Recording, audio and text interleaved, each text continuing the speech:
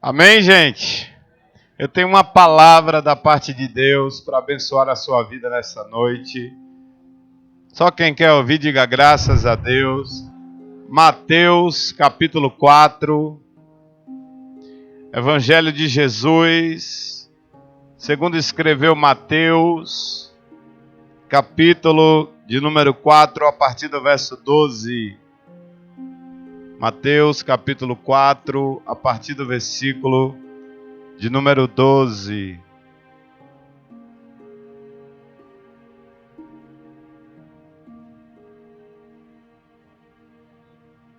Mateus, capítulo 4, a partir do versículo 12. Quem achou, diga graças a Deus. Aleluia. Podemos ler? Diz assim a poderosa, a infalível e a maravilhosa palavra do Senhor. Jesus, porém, ouvindo que João estava preso, voltou para a Galiléia e, deixando Nazaré, foi habitar em Cafarnaum, cidade marítima, nos confins de Zabulon e Naftali, para que se cumprisse o que foi dito pelo profeta Isaías, que diz: a terra de Zabulon e a terra de Naftali, junto ao caminho do mar, além do Jordão, a Galiléia das nações. O povo que estava assentado em trevas viu uma grande luz, e aos que estavam assentados na região e sombra da morte, a luz raiou. Vamos ler novamente o verso 16. O povo que estava assentado em trevas viu uma grande luz, e aos que estavam assentados na região e sombra da morte, a luz raiou.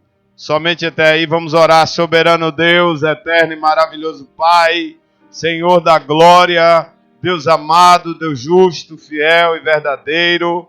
Ó Deus, em nome de Jesus Cristo, vem falar conosco, Senhor, nesta noite. Vem abrir o nosso entendimento, ampliar nossa compreensão. Vem nos dar graça, vem nos dar sabedoria, vem nos dar entendimento, para que possamos sair daqui restaurados nesta noite, para que possamos, Senhor, ser edificados pela Tua graça e pela Tua misericórdia. Vem, ó Deus, em nome de Jesus, falar ao coração do Teu povo. Não despeça, Senhor, ninguém de mãos vazias. Não permita que ninguém volte para casa do mesmo jeito que chegou aqui. Pai, em nome de Jesus, tem misericórdia de nós e fala conosco. E o povo de Deus diz, diga assim comigo: Senhor, fala comigo através da Tua palavra, pois a Tua palavra é uma bênção para a minha vida. Podeis assentar. Glória ao Pai, ao Filho e ao Espírito Santo. Deus é maravilhoso. Não precisa você abrir a sua Bíblia, mas eu gostaria de acrescentar ao que foi lido. João capítulo 3, versículo 16, que diz assim: porque Deus amou o mundo de tal maneira que deu o seu único Filho, para que todo aquele que nele crê não pereça, mas tenha a vida eterna. Esse é o versículo que a gente tem que saber de cor, né? Porque se toda a Bíblia se perdesse, é impossível, né? Nos dias de hoje, com a tecnologia e tantas cópias da Bíblia que existe por aí. Mas imaginemos essa situação, que todas as Bíblias do mundo desaparecessem e a única lembrança que nós tivéssemos fosse desse versículo, João 3,16.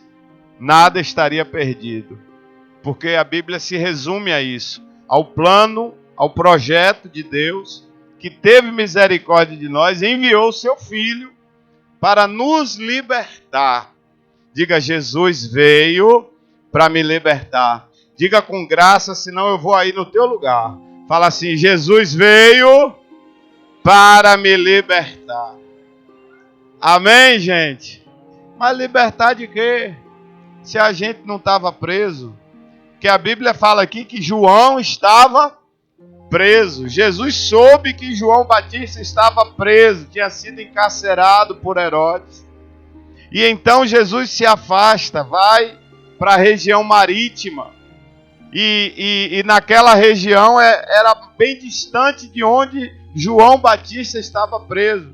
E muitos até questionaram acerca disso. Por que Jesus então não foi providenciar alguma forma, alguma maneira para que João Batista fosse libertado? O próprio João Batista desenvolveu nele uma certa revolta por causa disso.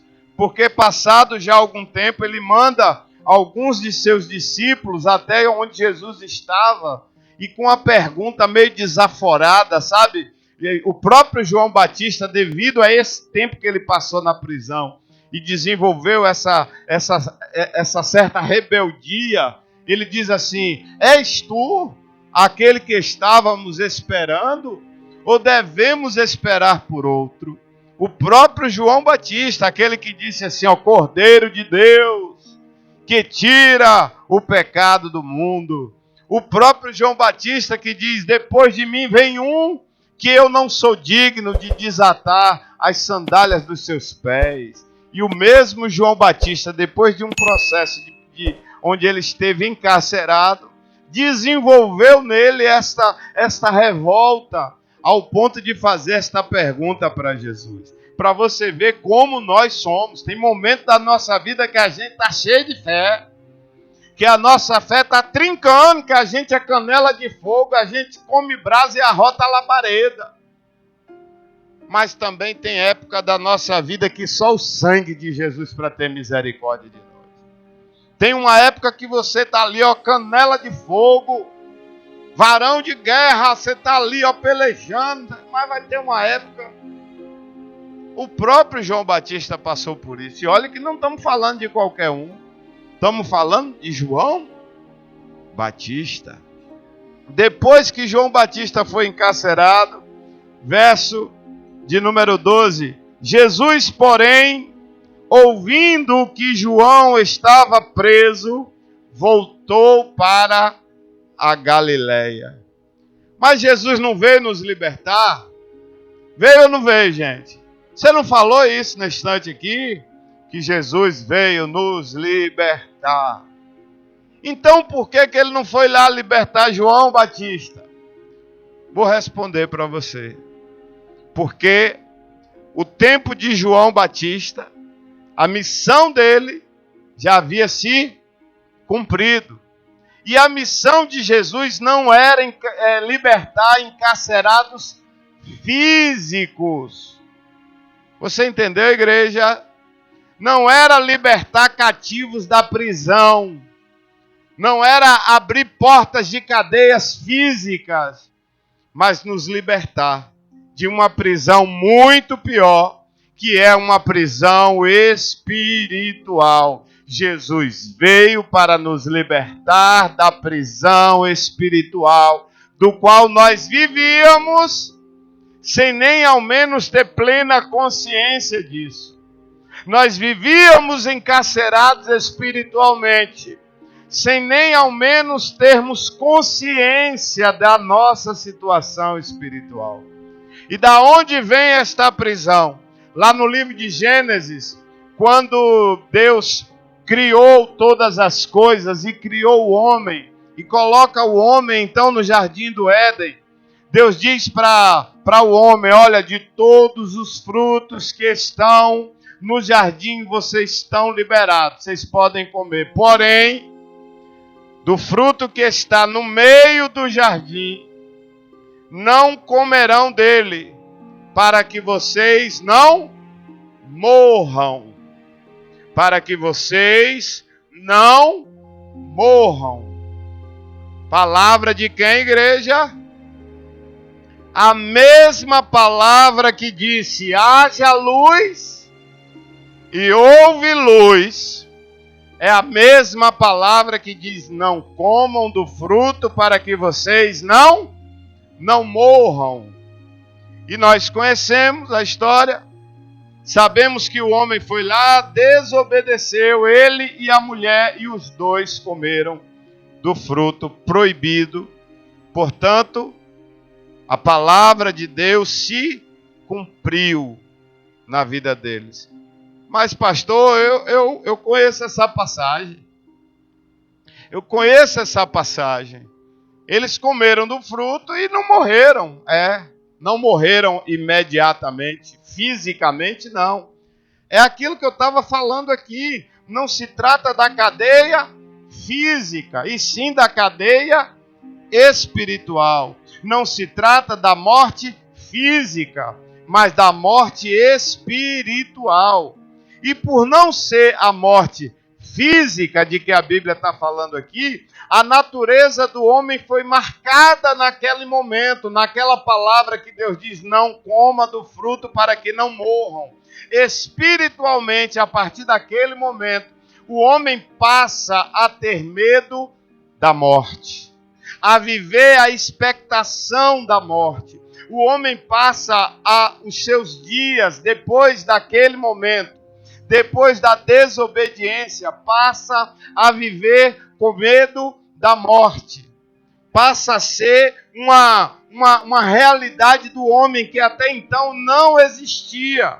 Até então não existia isso, nem na vida de Adão e nem na vida de Eva. Eles simplesmente viviam, não tinham medo da morte, não tinha esse receio em cumprimento da palavra de Deus. Vejam vocês, irmãos, que o homem, sabendo da desobediência, o homem sabendo que existe um preço a ser pago por causa da desobediência, ainda assim não impede o homem de praticar o que ele sabe que está errado. Parece que a gente é atraído por aquilo que não podemos fazer. Faz parte da nossa natureza sermos atraídos por tudo aquilo que a gente não pode fazer. O apóstolo Paulo disse assim: o bem que eu quero fazer, esse eu não faço.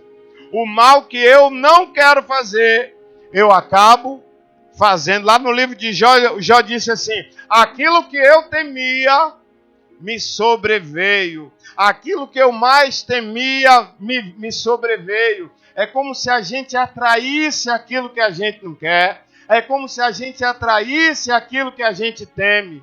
O homem passa então a ter uma vida agora completamente diferente daquela que ele vivia até então. Porque até então ele não vivia com medo da morte. Ele vivia um dia de cada vez, ele vivia feliz, ele e a mulher. Não existia essa preocupação na vida nem do homem nem da mulher. Mas a partir daquele momento que aconteceu a desobediência e a consequência da desobediência, o homem passa a viver temoroso. O homem passa a viver com medo da morte. E como eu disse para você, tudo aquilo que a gente teme acaba sendo atraído para nós. O homem, o primeiro homem, Adão, e a primeira mulher, Eva, começa a trazer e a desenvolver isso no seu DNA. E nós herdamos isso deles. Nós herdamos isso dos primeiros homens. No nosso DNA, na nossa essência, racional ou não, existe esse mesmo temor, existe esse mesmo medo, existe esse mesmo receio, e Jesus veio para nos libertar desse medo. Vou repetir que eu acho que você não entendeu. Jesus veio para nos libertar deste medo. O mesmo João que eu citei, não, esse foi João Batista, esse é João Evangelista, que a Bíblia chama de aquele que se encostou no peito do Senhor no dia da ceia, aquele que esteve no pé da cruz. João disse assim: Maranata, ora, vem, Senhor Jesus. Sabe por que João disse isso? Porque ele tinha certeza da sua salvação. Em contrapartida, sabe por que a gente teme a morte? Porque a gente não tem certeza da nossa salvação. É isso que faz o homem temer tanto a morte. É isso que faz o homem temer tanto a morte. Olha, eu não estou pregando aqui para vocês não, eu estou pregando para mim também. Eu estou falando comigo também, porque de forma racional e irracional, todos nós tememos a morte. A gente está em segurança, a gente está num lugar onde não tem risco de morrer, um risco de morte imediata, a gente diz assim, eu não tenho medo de morte não. Mas qualquer situação de perigo, qualquer situação em que nós estejamos em perigo, esse medo bate na porta. E o mais corajoso do homem teme nessa hora. O temor da morte acontece. E justamente porque nós tememos a morte, nós somos atraídos consciente ou inconscientemente por ela. Quer ver? A prova disso é o desejo da autodestruição do ser humano. Gente, parece uma coisa irracional.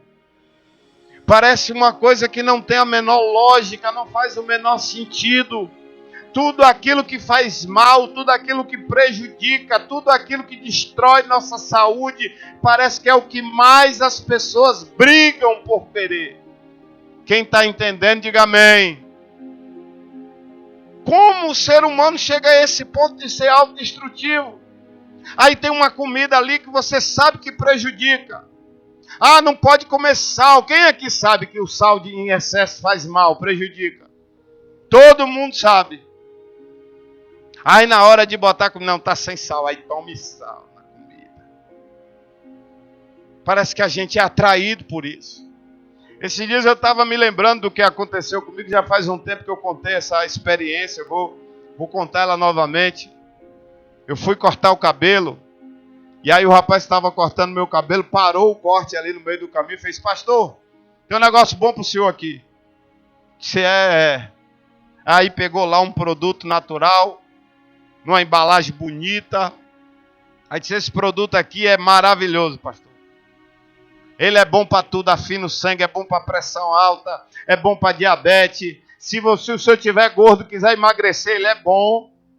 Mas se tiver magro, quiser engordar, ele é bom também. Eu já fico até desconfiado desses produtos que é bom para tudo. Mas ele foi falando lá, isso aqui é maravilhoso, isso aqui regulariza a pressão. Quem tem problema de pressão alta, isso aqui é maravilhoso. E eu olhando para o produto numa embalagem bonita, vinha numa caixa assim, com a embalagem toda bonita, bem apresentada. Aí eu perguntei para ele, rapaz, que maravilha, você já vendeu quantos? Ele disse, nenhum. O senhor quer, pastor? Eu falei, também não vou comprar não. Vai continuar faltando um para o primeiro. E eu saí de lá pensando nisso, de como é que uma coisa tão boa, uma coisa com tantas promessas maravilhosas, pode até não fazer o efeito que ele prometeu. Mas as promessas eram maravilhosas. Como é que uma coisa tão boa dá tanto trabalho assim de vender? Como é que uma coisa que promete fazer tão bem para a saúde e dá tanto trabalho assim para vender? Enquanto outras coisas que é do conhecimento de todos que são prejudiciais, o povo briga para comprar. A droga, por exemplo. Será que tem alguém na face da terra em sã consciência que diz que a droga é boa para o ser humano? Será que existe alguém em algum lugar do mundo que vai dizer, não, a droga faz bem? Todos nós sabemos que faz o quê? Que faz mal. Todos nós temos esse conhecimento. Todos nós sabemos que a droga faz mal. Você liga a sua televisão para assistir um programa que você gosta, você não vê propaganda de droga na televisão, vê? Alguma vez na sua porta lá da sua casa já passou o carro das drogas? Como passa o carro do ovo? Olha, o carro da economia está passando na sua porta. É o carro das drogas. Alô, Dona Maria. Traga o dinheiro e a vasilha. Moça bonita não paga, mas também não cheira. Alô, seu Arlindo, traga o dinheiro e o cachimbo. Já viu isso alguma vez? Não, e nem vai ver. Mas e os lugares onde vendem? O povo está lá fazendo fila para comprar. É uma disputa terrível, não tem propaganda. Não tem promoção, não faz promoção, porque para um comerciante vender qualquer produto, o dono do armarinho do supermercado, se ele quiser, sabe, aumentar as vendas, alcançar mais clientes, ele vai ter que fazer promoção, ele vai ter que fazer divulgação da sua loja, do seu estabelecimento. Se ele quiser vender mais, ele vai ter que baixar preço, ele vai ter que oferecer vantagem para atrair os clientes. Assim é as farmácias, assim é açougue, padaria, supermercado. Tudo que quiser vender mais vai ter que fazer promoção. As drogas não tem promoção nenhuma.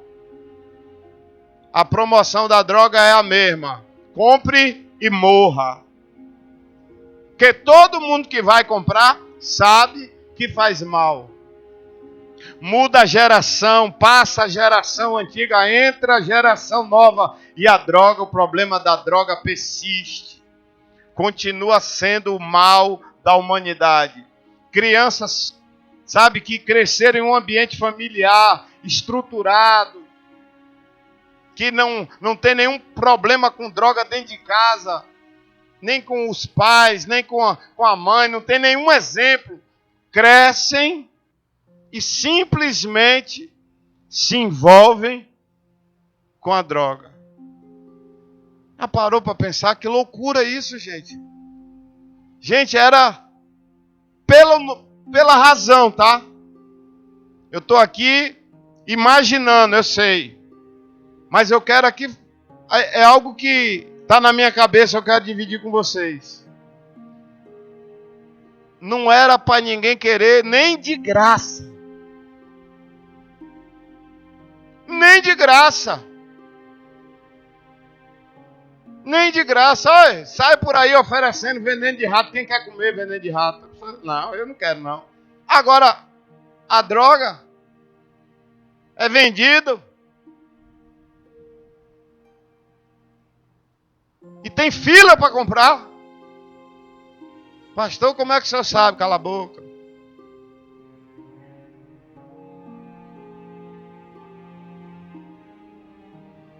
E o traficante não faz questão de vender, não. Tu tá pensando que o traficante tá lá fazendo promoção, atraindo cliente? Não. O traficante tá lá vendendo, aí chega o viciado doido para comprar. E aí?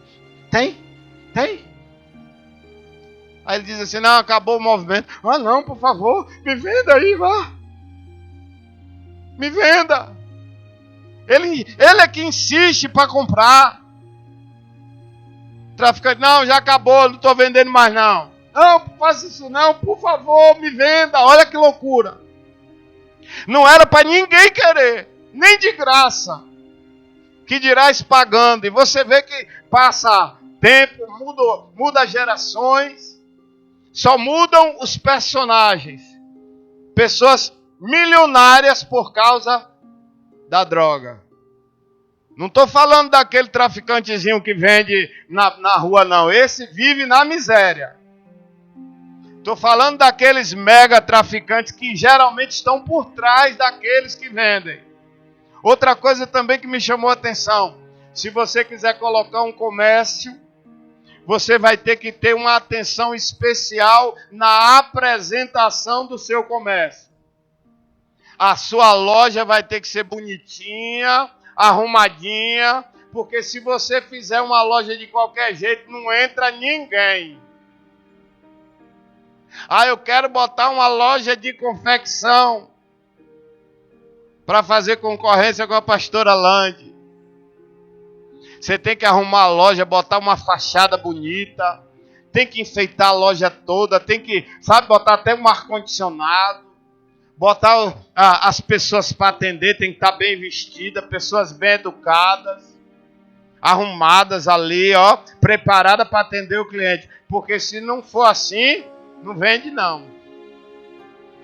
Aí chega o traficante para vender uma coisa que prejudica, uma coisa que mata. Vende nos piores lugares que você imaginar. No meio de lixão. Porque parece uma coisa maligna mesmo, uma coisa espiritual. Parece, sabe, uma pocilga assim, um lugar imundo. Os lugares geralmente estão ali cheio. Onde tem boca de fumo, de vender droga, vai ter lixo. Pode olhar se não tem. Tem sempre aquele monte de lixo. E geralmente os traficantes estão vendendo e escondem as drogas lá no lixo, no meio do lixo. Aí chega alguém para comprar, aí ele vai lá, pega no lixo e vende. Pastor, como é que o senhor sabe? Cala a boca.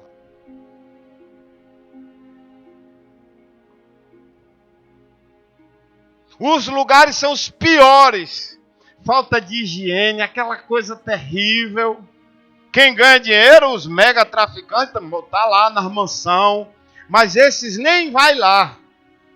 Nem vai lá no ponto de venda. Os que estão vendendo ali no varejo, vendendo, geralmente vivem nos piores lugares imagináveis. Uma coisa prejudicial. E acontece desse jeito. Por quê que é assim? Porque o ser humano atrai aquilo que tem medo. A única explicação que eu consigo ver para o uso das drogas é na Bíblia. O medo que nós, seres humanos, temos pela morte faz de nós, de uma maneira inconsciente, pessoas que anseiem pela morte. A Bíblia diz que nós viemos do pó e para o pó nós voltaremos. O nosso corpo anseia em voltar para o lugar de onde ele veio. De uma maneira inconsciente, irracional. Bom deixar bem claro que ninguém em sua sã consciência ia optar por isso. Mas de uma maneira irracional, a gente busca essas coisas. Tudo que é mal, que prejudica, tudo que faz mal, é o que o povo mais quer. Incrível. A dificuldade que é para atrair uma pessoa para a igreja. O que é que tem de mal dentro da igreja? Só tem ensinamento que nos leva a coisas boas. A gente fala de Jesus. Jesus vem nos oferecer o perdão. Jesus vem nos oferecer um amor incondicional. E a dificuldade que é para atrair as pessoas para a igreja é algo irracional. Porque se fosse uma questão de raciocínio, se fosse uma questão de consciência, ninguém ia precisar chamar ninguém para a igreja. Assim também como ninguém ia querer procurar droga, ninguém ia procurar coisas que prejudicam. Alguém entendeu alguma coisa? Mas o racional parece que passou longe demais quando o assunto é bem-estar. Parece que o racional não passa nem perto.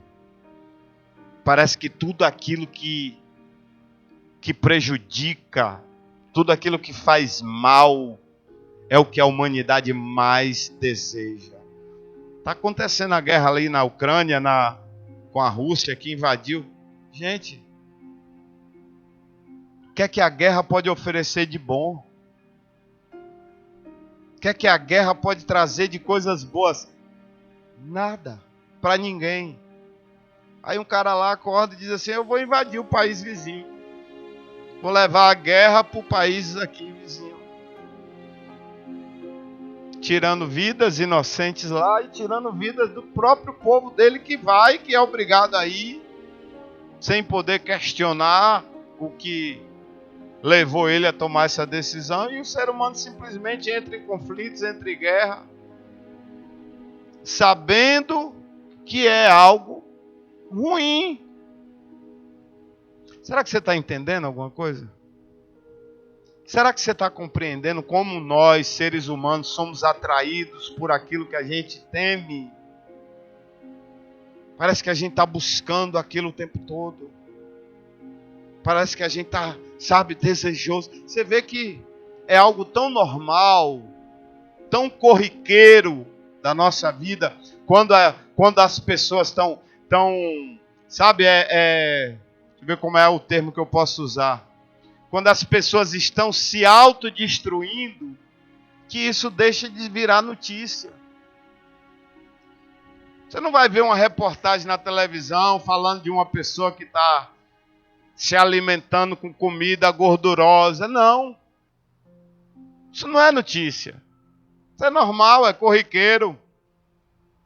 Vai virar notícia uma pessoa que de repente escolher parar de comer essas coisas prejudiciais, comidas gordurosas, e começar a querer uma vida mais saudável, a procurar fazer exercício, ter uma alimentação saudável. Aí é capaz até de virar uma notícia, passar até no programa do Fantástico, porque é algo completamente diferente. Agora, quando o assunto é a autodestruição do ser humano, isso é normal. A cachaça, todo mundo sabe que prejudica. Sabe ou não sabe, gente? Não destrói só a pessoa que está tomando, não. Destrói o convívio familiar. Destrói o relacionamento da pessoa com aquilo que ele tem de mais importante, que é a família. A pessoa que toma cachaça e quem tem que conviver com um alcoólatra é terrível. É terrível, é algo, que só quem passa por isso para saber o que é conviver com uma pessoa que bebe todo dia. Essa pessoa ela não consegue assumir um compromisso, porque a cachaça tira isso do ser humano. Cachaça é algo terrível, é uma droga também, uma droga lícita. Fácil de achar, de encontrar, em qualquer lugar vende. Mas de vez em quando alguém vicia. De vez em quando não, de vez em sempre. De cada 1000 pessoas que experimentam, aí pelo menos umas 100 vai desenvolver um vício e vai querer estar tomando sempre. E aí o que é que as pessoas fazem? Quando chega na sexta-feira, você vê nas redes sociais, é só o povo tomando, tirando foto com cerveja. Hashtag sextou. Não é assim, gente? Você não vê notícia de alguém que diz assim, não, agora eu decidi, vou tomar uma atitude na minha vida, vou ter uma vida saudável, vou me alimentar de forma saudável, vou comer mais vegetais, mais verduras, eu vou ser uma pessoa mais saudável, vou cuidar da minha saúde. Você não vê isso. Agora o contrário é o que a gente mais vê. E a origem está lá. No começo, quando Deus disse, não comam, para que não morram. E depois da desobediência, o homem sabia que a palavra de Deus iria se cumprir e passa a ter uma vida temendo. E quanto mais tememos, mais atraímos aquilo que nós tememos. Vamos voltar para o texto. Quem lembra onde foi o texto que a gente começou? Mateus, capítulo 4, versículo. Vamos ler o 16. O povo que estava assentado em trevas viu o quê? Uma grande luz, e aos que estavam assentados na região e sombra da morte, a luz raiou. Por que é que Jesus não libertou João Batista?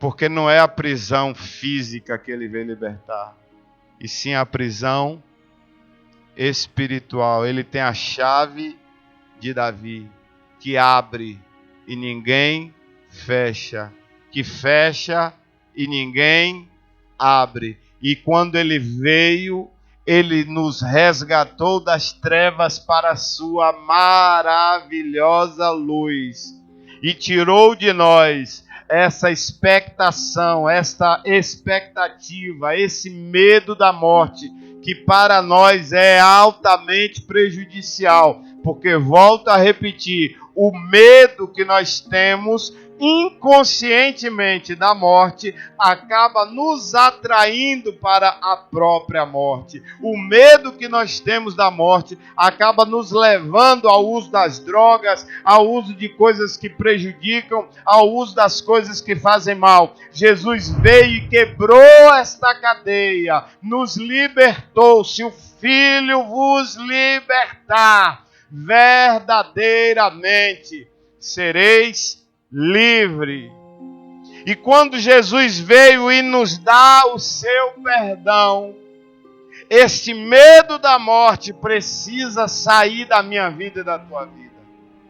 Porque nós não vivemos mais com medo da morte, porque nós cremos na promessa da vida eterna, porque nós cremos naquele que nos libertou do reino das trevas em que nós vivíamos. Nós estávamos assentados na sombra da morte, na sombra das trevas. Jesus é a luz que raiou neste lugar e nos libertou desse medo. Por isso que é aquele que entrega a sua vida ao Senhor, por isso que é aquele que faz verdadeiramente uma aliança com Cristo, ele passa a ter a paz, não a paz que o mundo dá, mas a paz que excede todo entendimento, porque ele agora foi libertado daquele medo que inconscientemente lhe perseguia e lhe levava a fazer coisas absurdas sem ele perceber. E agora veio a paz através da salvação, através do sacrifício de Jesus, porque Jesus morreu no nosso lugar. Quando Deus disse lá para Adão, não coma do fruto para que não morrais, e Adão e a mulher foi lá e desobedeceu e comeu, Jesus veio e morreu no lugar de Adão, morreu no meu lugar e no teu, para nos libertar do medo da morte. E aí, meu irmão, o crente tem que andar sem medo. O crente agora tem que andar sem medo, porque agora a gente sabe que o que nos leva a fazer as coisas que a gente não entende é justamente o medo. O medo tem um efeito contrário. O medo tem um efeito contrário na vida do crente. E Jesus sabia disso, porque todas as vezes que ele ia fazer um milagre, todas as vezes que ele ia fazer algo sobrenatural, ele chamava a pessoa e dizia assim, vá e não contes a ninguém. E o que é que acontecia? Quem lê Bíblia aí? Quanto mais ele dizia não conte, mais as pessoas contavam. O efeito contrário. O efeito contrário. O medo da morte que nos persegue desde Adão, o certo, a lógica, era para fazer de nós pessoas saudáveis, pessoas que se alimentam bem, pessoas que praticam esporte. Para quê? Para a gente ficar longe da morte o maior tempo possível. Não é assim, gente? Pela lógica, não é isso, gente? Já que a gente teme tanto a morte, o que é que a gente tem que fazer? Evitar ela. Você não ia ver placa de limite de velocidade em estrada nenhuma. Sabe por quê? Porque ninguém ia querer correr para não arriscar a vida. Você não ia ver, sabe, propaganda do Ministério da Saúde dizendo que o álcool faz mal Porque ninguém ia querer usar o danado do álcool para não prejudicar a sua saúde, porque isso lhe levaria mais perto para a morte. Você não ia ver filas em pontos de droga por aí, porque ninguém ia fazer fila para comprar um negócio que faz mal para a saúde. O medo da morte era para servir como um estímulo para nós fugirmos dela. Mas faz um efeito contrário. Em vez desse medo fazer com que a gente se afaste da morte, esse medo acaba fazendo que a humanidade corra em direção à morte.